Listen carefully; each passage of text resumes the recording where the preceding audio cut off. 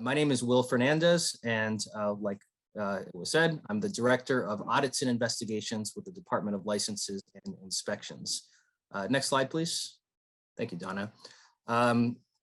Oh, perfect. Yeah, so I was going to say, I joined L&I from the City Law Department about now a little bit more than 2 years ago. I'm a lawyer by training, so I don't really have any technical construction knowledge. I have people on my team that I defer to on those matters. But when I was at the law department, I spent several years representing L&I in all manner of things. And so I have a pretty good understanding of how the department works overall. Next slide, please, Donna. Thank you. So the top level intro to what L&I does. L&I is responsible for enforcing Philly specific codes like the zoning code, which is what you can build and where you can build it. That typically refers to, you can kind of think of it as the shape of a building, its actual structure. The use and occupancy code, that's sometimes confused with the zoning code. That's what you can actually do in a building. So is it, people say, is it zoned to be a restaurant or is it zoned residential? That's really use and occupancy. Then we have construction, fire, business compliance, property maintenance. I'm not going to explain all of those. So how does L&I actually go about enforcing those codes? Well, we require and then we issue both licenses and permits. Quick note there, a license is something that gives you a right to do something for a prolonged period of time. A permit's for a specific job. So you talk about a contractor license, lets you act as a contractor for a year, but a building permit lets you build a specific permit. So that's, licenses, licenses, permits. I feel like those can be interchangeable, but that's typically how they're used by the department. L&I also inspects construction sites and completed buildings. And then finally, L&I issues violations, and those progress through enforcement, and they result in fines and potentially other consequences, which I'm going to speak about in a little bit. I'm not going to spend much time on this slide at all. These are just some numbers showing the amount of volume that L&I goes through. I certainly don't mean to show this slide as an excuse for us taking some time to get anything done, but we're a busy department with lots of stuff going on. Next slide, please. All right, so what does L&I actually do when it comes to construction? You can really break it down to just 3 steps. Number 1, we review plans. We compare them against the applicable codes, zoning code, building code, all stuff like that. And if the plans meet those codes requirements, they get approved. They get the big L&I approved stamp, and we issue the permit that the application was formed for.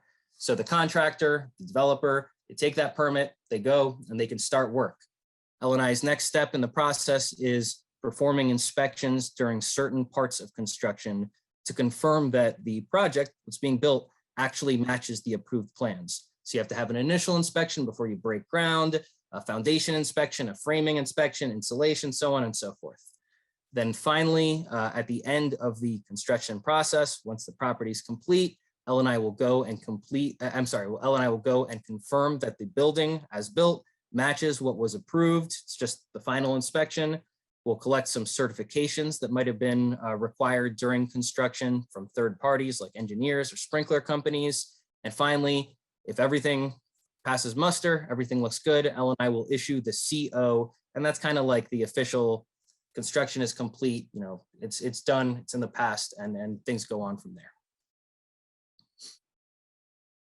Now, contractors, and I talk about contractors a lot rather than developers.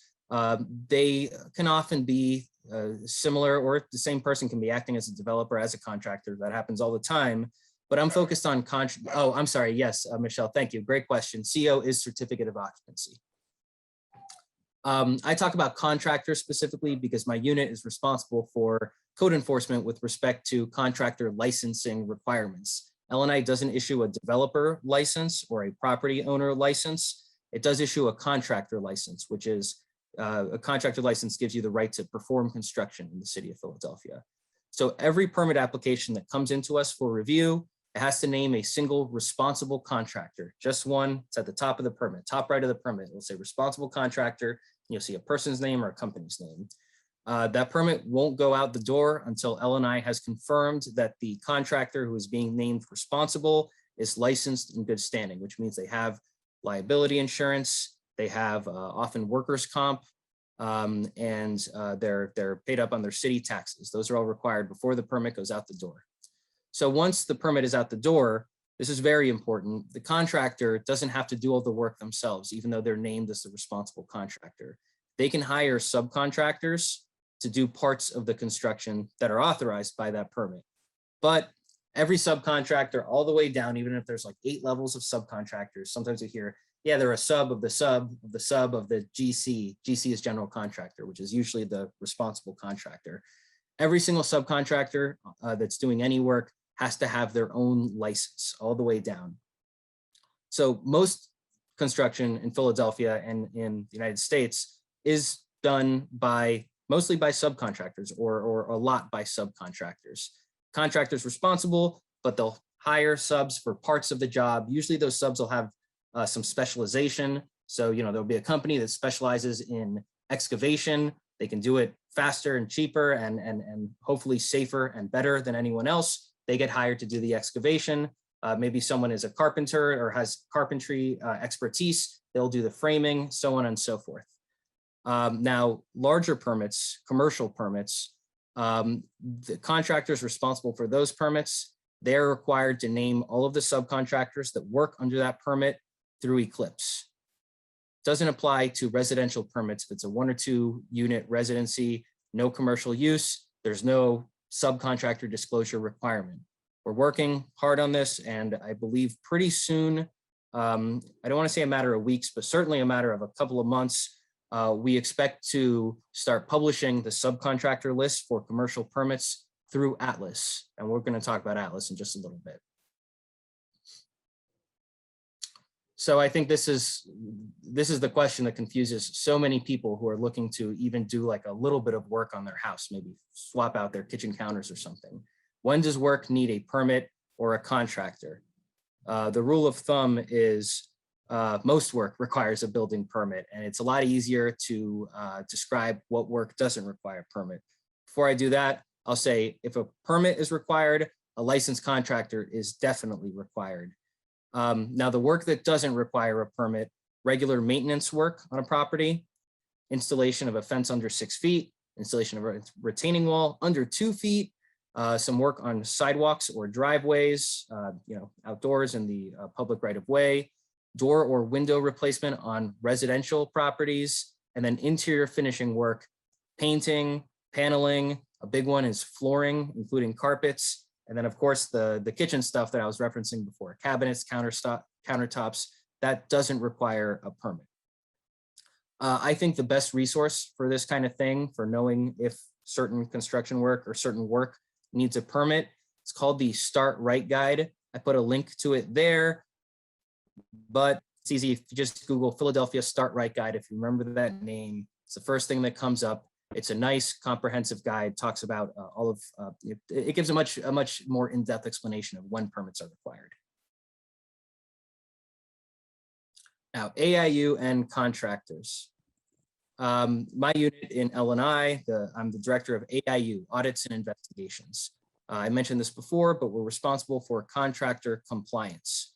The easiest way to think about when AIU, when an issue is a potential AIU issue versus when it's a regular construction issue, if it pertains to the actual building that's going up, I don't know if this is built right.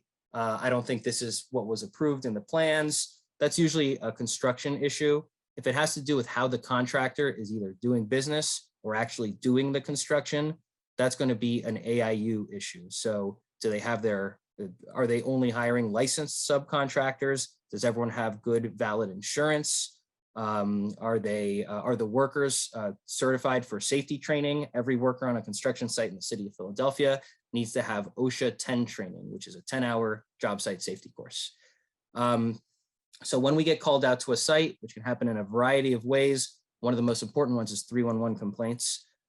We check to make sure every company that is doing any work on site has a valid city contractor license, or if it's trade work, plumbing, electricity, et cetera, they have the relevant trade license. We make sure that the insurance is good. We investigate subcontracting practices and look to make sure that only licensed subs are working on the site.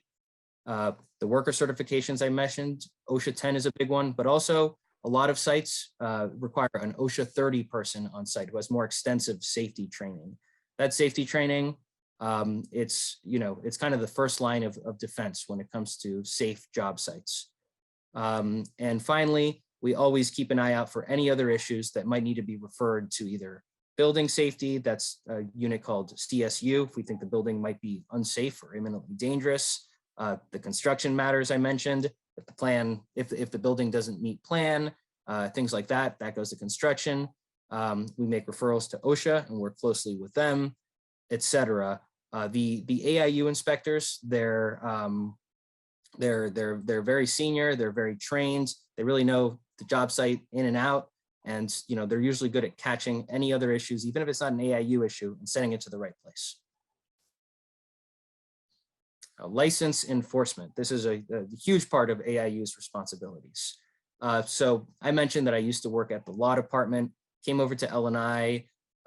Feels like at this point, it feels like it both feels like a lifetime ago, and it also feels like last week, because the last 2 years have been so weird. But came over in September 2019, and 3 months later, in January 2020, I launched a new license enforcement program, basically a new program to try to police contractors and other licensees that are doing construction work.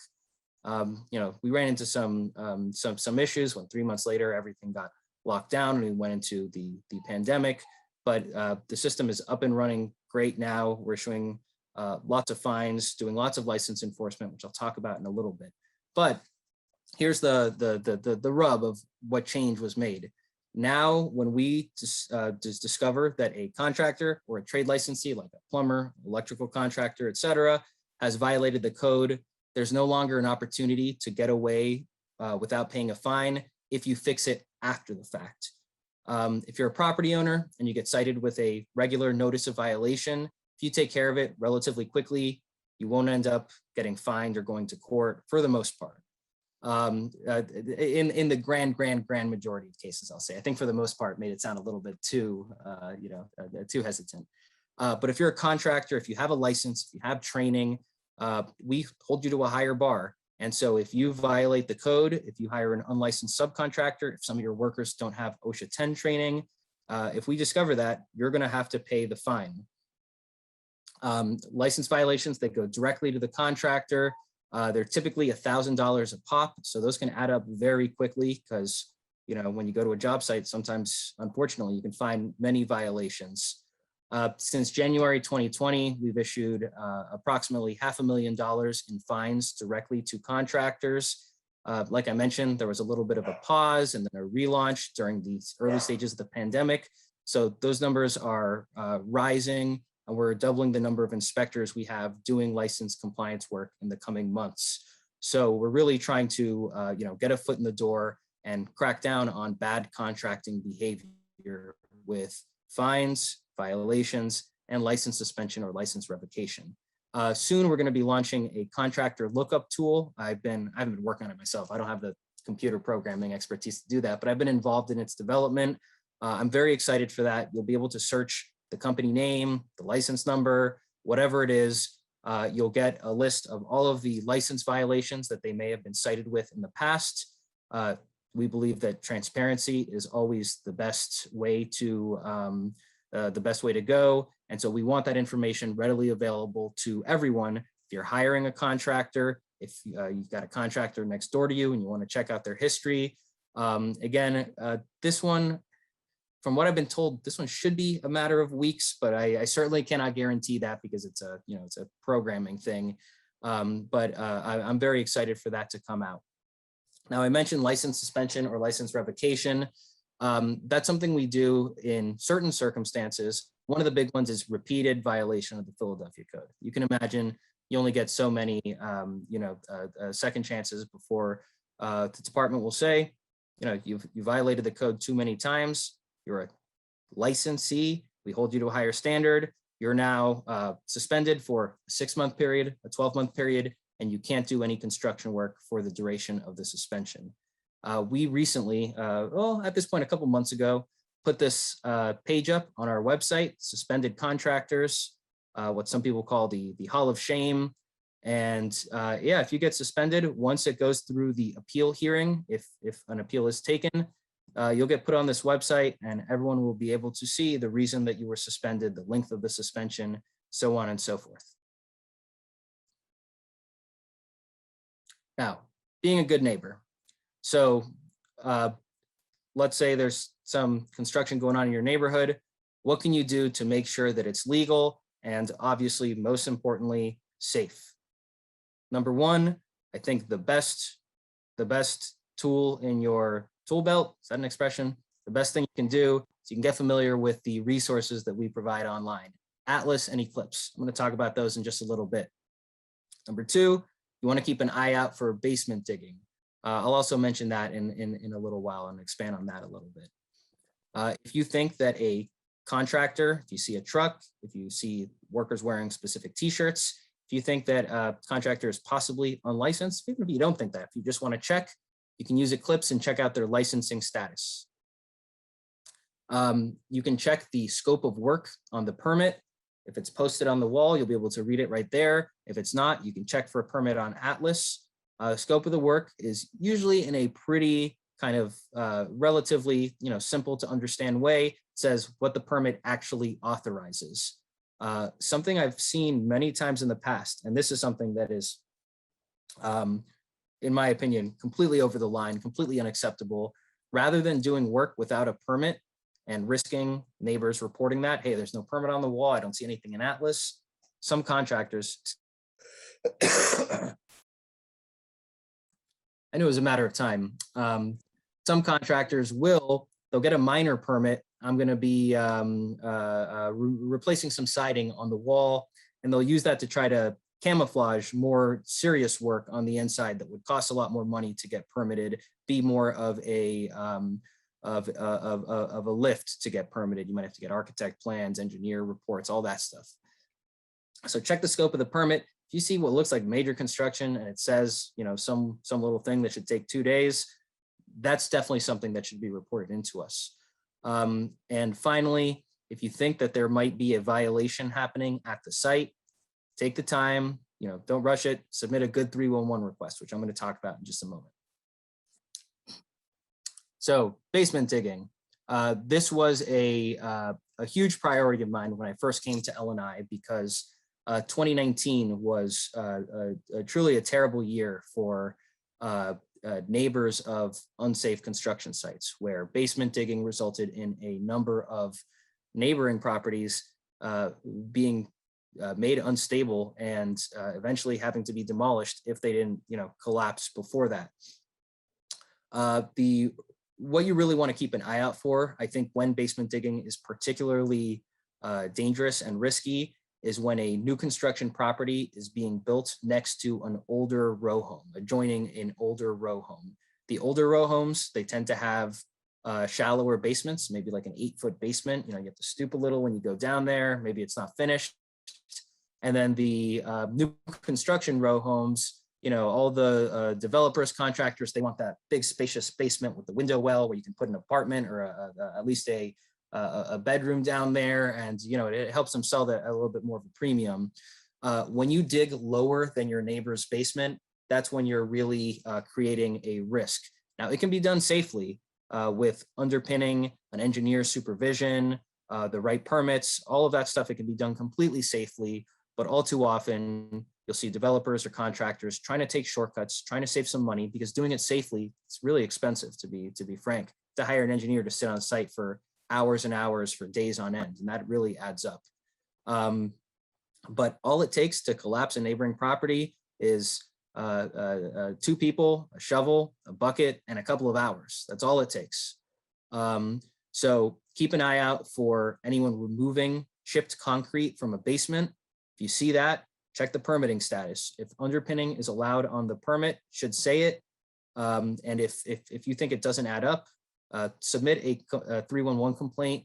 I put specific parameters in place where 311 escalates those to top priority and send it right over to us. So this is really a big one. I've heard way too many nightmare stories about people whose longtime houses where they've lived in for decades and decades, they get told by someone from the fire department or from L&I, hey, we're sorry, you have a couple of, sometimes they don't even get to go in and gather their belongings because the buildings are that unsafe. It's really tragic. So this is a huge priority. If you see some concrete coming out of a building in buckets through the basement or anything like that, you really take the time to look into it and submit a 311 complaint. You might be saving someone's house.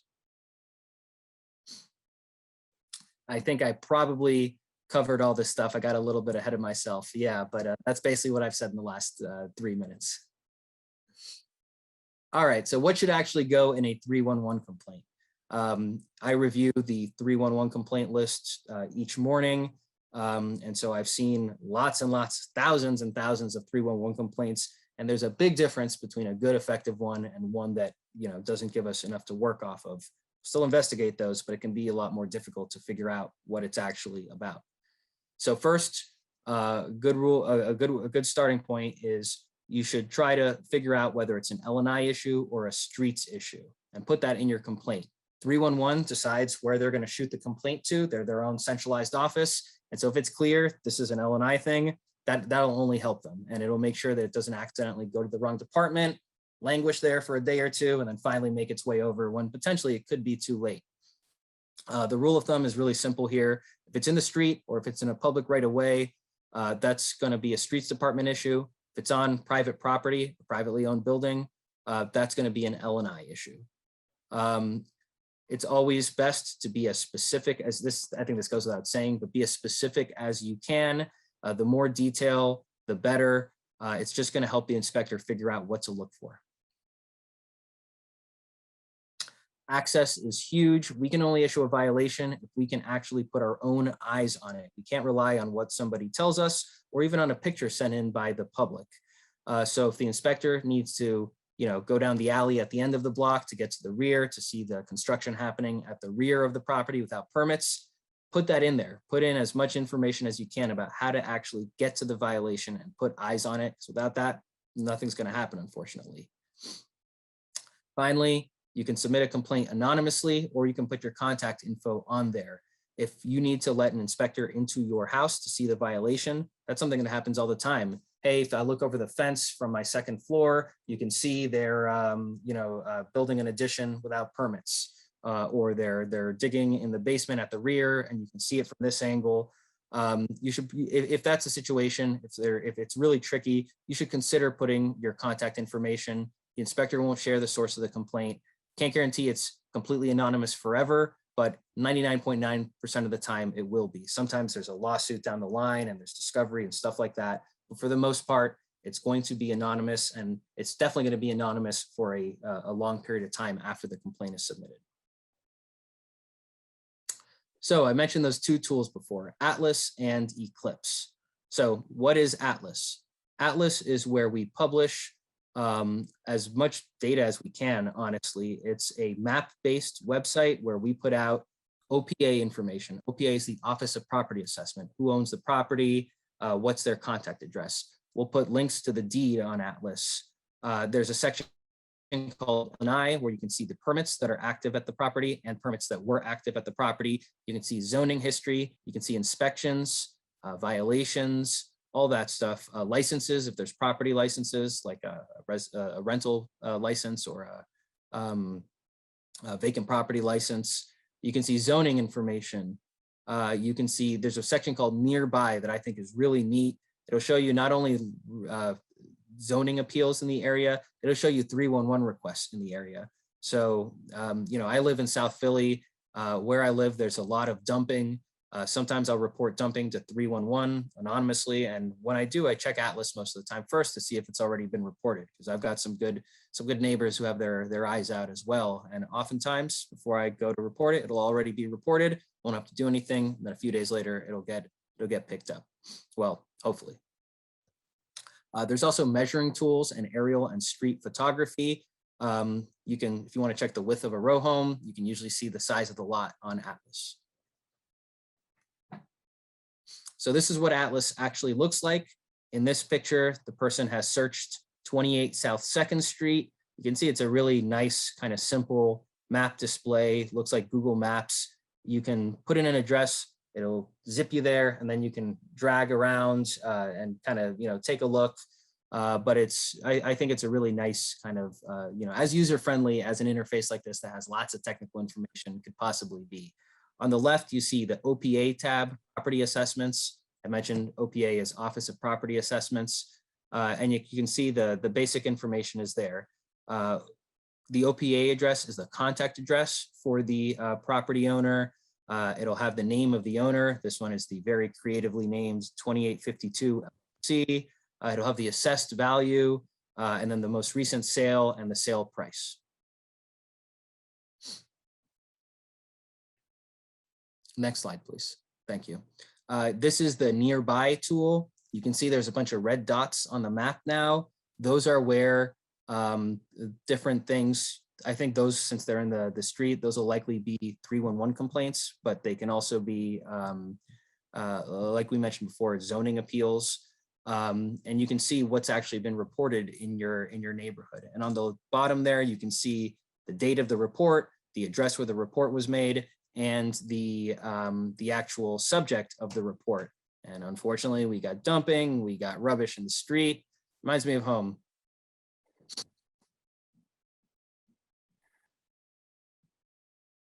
Now, this display you see here is when you click on L&I. And this is really nice because you can see the permits, you can see their status, you can see a description of what the permit is actually for.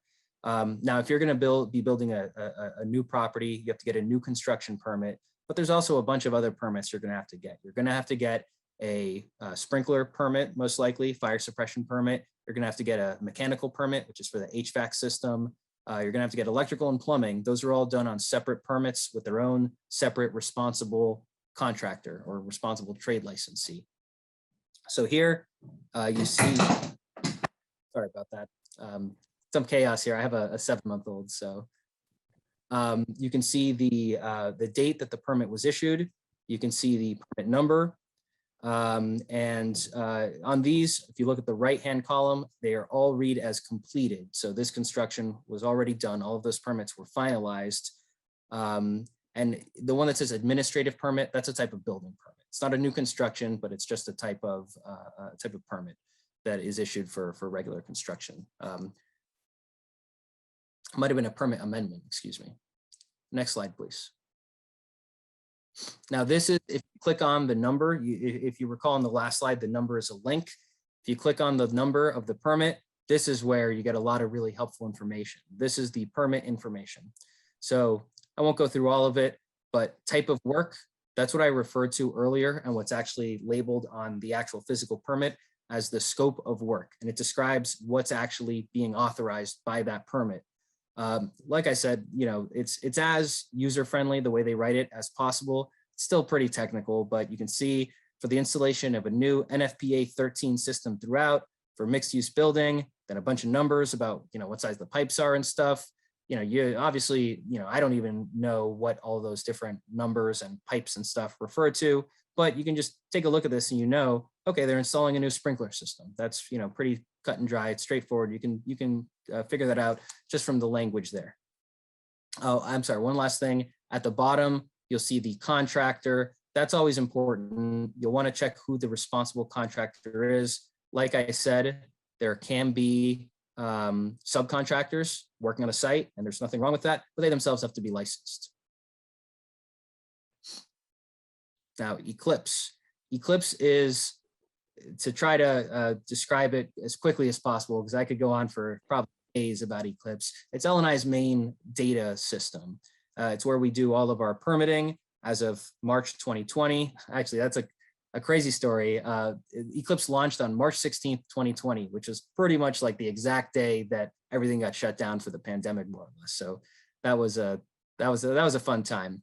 But permits are, people apply for permits through Eclipse. They get issued through Eclipse. We do all of our inspections and record them through Eclipse, basically where all of L&I's data gets put. Now, if you go to eclipse.phila.gov, that's the public facing side of the data system. You can search licenses for business licenses, like a rental license or a vacant property license or any other type of business license we issue. You can search contractor licenses and trade licenses, plumbers, electrical contractors, etc. Any permit issued after March 16th, 2020, that's a date I mentioned, that'll be searchable in Eclipse. And you can use this to investigate whether a contractor or a trade licensee that you see on your street is actually licensed in good standing. It's unfortunately all the time you'll see unlicensed contractors. If they don't play by the rules, they can often undercut licensed contractors in good standing on the cost to hire them. And unfortunately, a lot of developers, a lot of contractors will do that and hire an either out of state or just local unlicensed contractor. We're doing our best to fight back against that, issuing a lot of fines, doing a lot of investigative work about subcontracting. But I think this is a very helpful thing you could be doing is check who's actually there. What's the truck say? What do the workers? They have t-shirts. What do they say? Then check the license and then check their licensing. See if they actually have a license. If not, you can submit a complaint. So this is the page you see when you go to eclipse.phila.gov. On the left, circled, click here to search Eclipse. That's where you're going to go to do all of the searching. Then on the right, we are here. This just launched maybe 2 months ago, 3 months ago. I haven't actually had the chance to use it myself, but it sounds very cool. It's one of those kind of live chat help things like Amazon has. I feel like nobody likes, getting on hold and waiting to talk to a person. If you can just, I shouldn't say everybody, but at least personally, me, I'd much rather, message with someone and see if I can get my issue resolved. But any issue you have, you can click that button and someone will attempt to help you. Down there at the bottom, you can search for trade licenses. Contractor licenses are also found there.